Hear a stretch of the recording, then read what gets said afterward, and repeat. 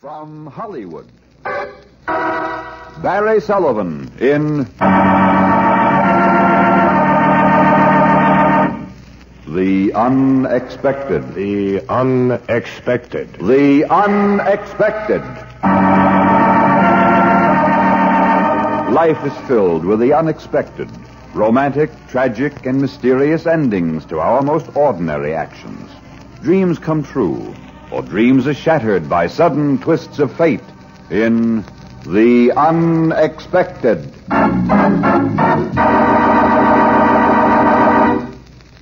But first, a word from your announcer.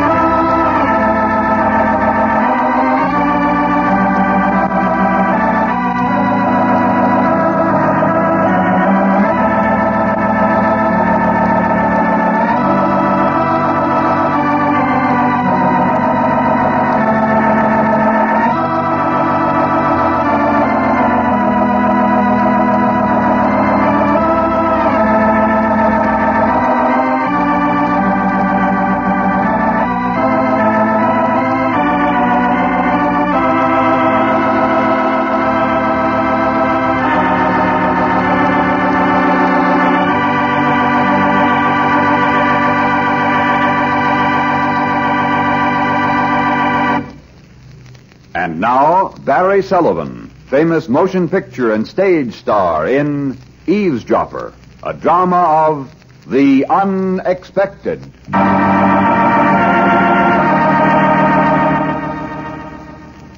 Your name, senor?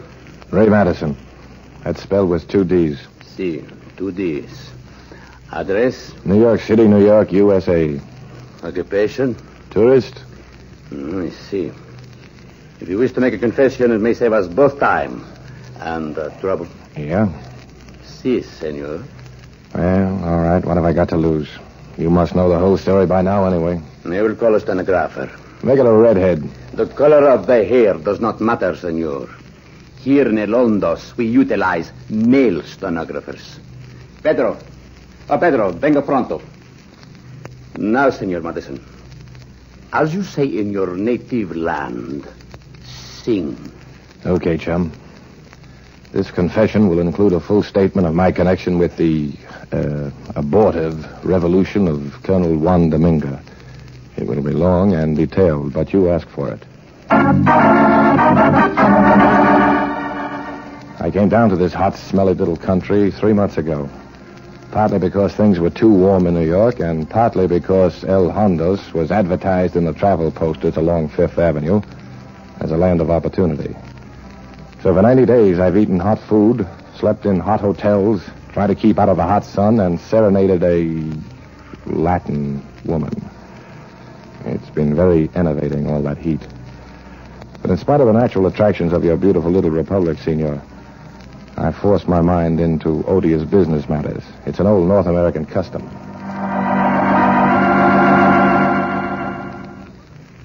All right, now let's get this straight, Juan. Colonel Domingo, if you please, senor. Oh, sure, I know how you feel.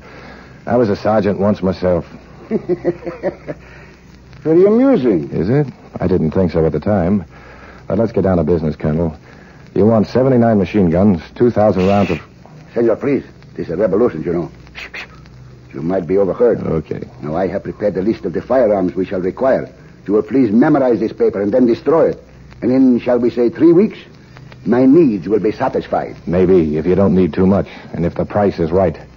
I'm the middleman in this deal, you know, senor, and I wouldn't like to be left in the middle. You'll be well rewarded, amigo, when I assume the duties of government. If you don't mind, Colonel, I'd like something in advance. You never can tell how an election will turn out. In El Hondos, one can predict if one is well equipped. Maybe, but I'd like 5,000 on account. Very well, senor. When the arrangements are complete, you'll receive your money. Dollars, Colonel, not pesos.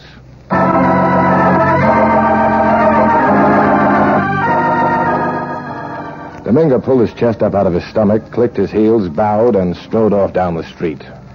The cluster of beggars at the far end of the square gave him a wide berth.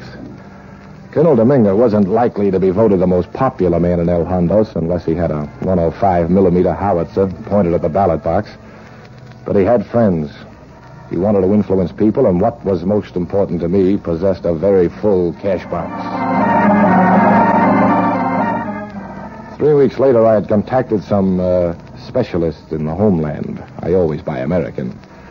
They agreed to forward a shipment of thunder sticks to be carefully mislabeled canned peaches. I anticipated prompt arrival aboard the SS Night Rose, which was scheduled to drop anchor in a sheltered cove belonging to the current president's current girlfriend.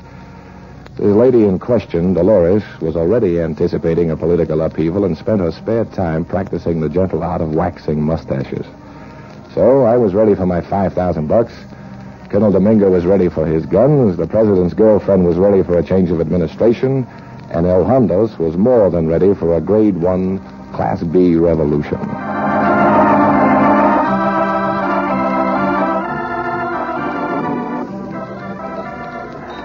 Buenos dias, Senor Madison. Colonel? I trust I have not kept you waiting, amigo. Oh, no, the pleasure was all mine. I've just been sitting here drinking my tequila and enjoying the view. The pretty girls at the fountain with the jugs of water on their head, no? Yeah, they had such extraordinary equilibrium. Equilibrium? Let it go. Now, let's get down to business, Colonel. Not here, on the patio. There might be eavesdroppers. There's nobody important around. This cafe is as empty as a burlesque theater after a raid. Very well. But caution is the watchword. Remember? I remember. And I may as well tell you, if anything happens, the fact that you are an American citizen will afford no protection. The official police do not look for the passports until they are certain that a corpse is a corpse. Yeah, but in any case, I'd like to think that the body had $5,000 just for funeral expenses. The high cost of dying, you know? Please, not joke, senor. In my country, nobody jokes about $5,000. When the arrangements are complete, you will have the money. That's what I'm here to tell you. Everything's all set. The boat docks tomorrow evening. Here, I've got a telegram. Here, read it. But I do not understand. Peaches are machine guns. Apricots, there are rifles. Candied yams are ammunition, and the hominy grits are TNT. Oh, a code. Yeah, you catch on quick. Then tomorrow at midnight, we will move swiftly from Dolores' plantation to the capital, and the revolt will begin. And there'll be $5,000 for me, if you please. Very well. But, Senor Madison, you have a one-track mind.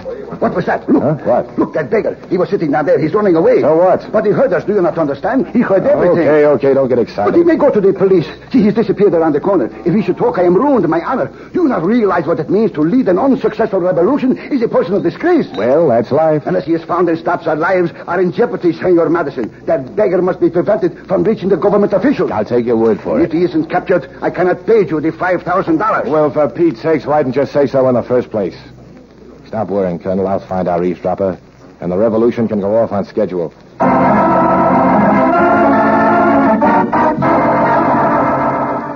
Domingo waggled his mustache with deep concern, but I didn't wait to listen to him. I'd spotted the little beggar limping across the edge of the square, and I took after him like a sailor on his first shore leave. But I was too late. He'd already been swallowed up in the maze of narrow, twisting streets that fingered their way down toward the waterless Hondos River. That beggar had to be found and silenced. I value my neck as much as the next guy. And although I hadn't informed Colonel Domingo, I realized if that little brown stool pigeon ever reached the police, my life was worth about as much as a duck in the shooting gallery. You see, I know that some of these boys take their revolutions kind of serious. In fact, dead serious. So I went in search of my prey. Felipe Roxas, the clerk at the Hotel del Granada, said he knew everybody in El Hondos, and I figured he could be of some help. Yeah, he knew everybody in El Hondos. Si, Senor Madison. I think the man you are looking for is Pedro Gonzalez. Si, it must be Pedro. Pedro, thanks. But it could also be Raul Martinez. Martinez? Or Fernando Garcia, or Roberto Hernandez, or Carlos Limon, or Francis.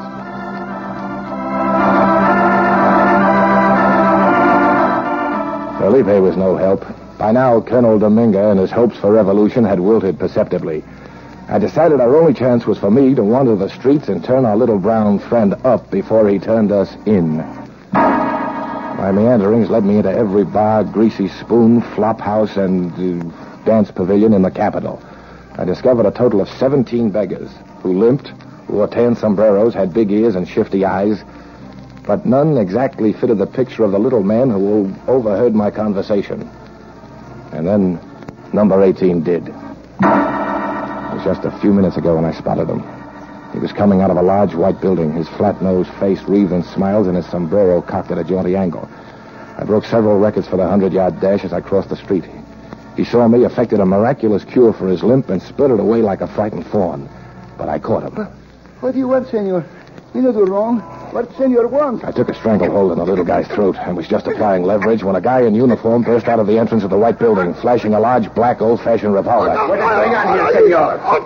Not a thing, officer. Just doing my calisthenics. Finger exercises. Great for the muscle tone. Senor, this is unforgivable. Do you not know where you are? This is the police station. Senor, it is no proper place to commit a murder.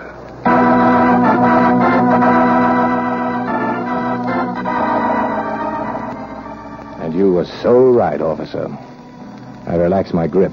No sense wasting energy on such a hot day. And besides, my victim had already squealed. He was coming out of the precinct station, not going in. I was the one that was going in, prodded by your large black revolver. As far as I was concerned, Colonel Dominguez's revolution was finished, and goodbye $5,000.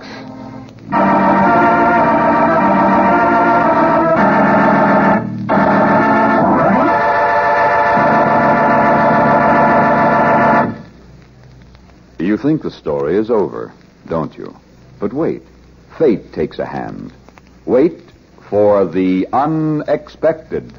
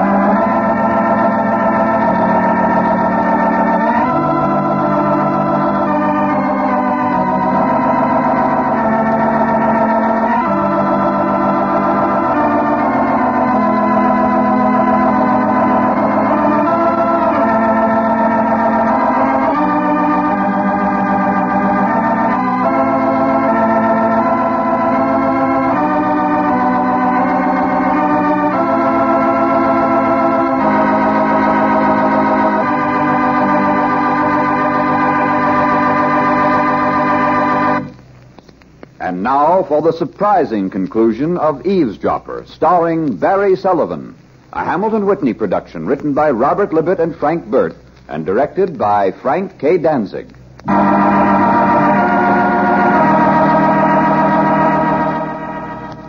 Well, that's it. Si, senor. So ends the shortest revolution in the history of El Hondos. You boys will, of course, be able to collect the canned goods when the Night Rose docks tonight. And now I'd like to see the American consul. Gracias. The Republic of El Hondos is indebted to you for this information. Huh? Why me? That little eavesdropper must have given you the straight dope before this. He told us nothing, senor. Nothing? Then what was he doing in the police station? His begging permit needed renewal, and Diego is always prompt. You mean he didn't tell you about the revolution? But no, senor. How could he?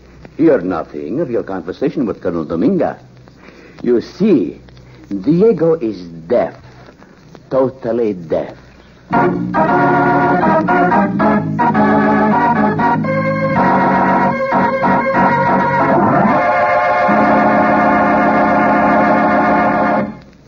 Eaves Dropper starred Barry Sullivan. Listen soon for another of your favorite motion picture stars in a drama of...